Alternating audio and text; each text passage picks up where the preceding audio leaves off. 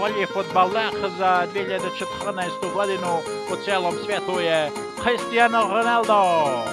Čestitam Ronaldo, nego reci nam, kada pogledaš odakle si se krenuo i dokle si došao, kako je biti danas Cristiano Ronaldo?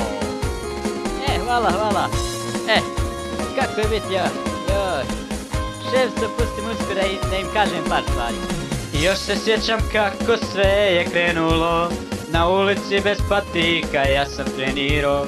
Nisam imao ni 18 godina, a iz Manchestera već je stigla ponuda. U Manchesteru baš smo dobro igrali, tih godina mi smo sve osvojili. Rooney je mogo samo da mi zavidi, jer svi su znali da ja sam najbolji i fenomenalno osjećam se. Ronaldo ja zovem se, fenomenalno igram sad ja. Ronaldo igru rastura i fenomenalno osjećam se. Ronaldo ja zovem se, fenomenalno igram sad ja. Ronaldo igru rastura.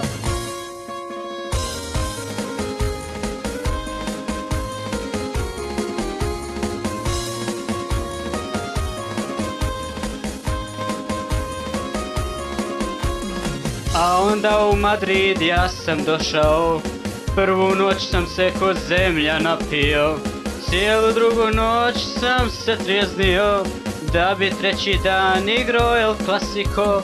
A tamo u Barsi mali zeleni, s osmihom na licu meni prilazi. Kako si mi druže, ja sam ti Messi, mora da si čuo, ja sam ovdje najbolji. Fenomenalno osjećam se, Ronaldo ja zovem se, fenomenalno igraš i ti, al Ronaldo je ipak najbolji i fenomenalno osjećam se, Ronaldo ja zovem se, fenomenalno igraš i ti, al Ronaldo je ipak najbolji. Jedna po jedna zlatna loptica, sakupljamo ih i Messi i ja. Messi ima 4, a ja imam 3, al ko njega jebe ja sam najbolji.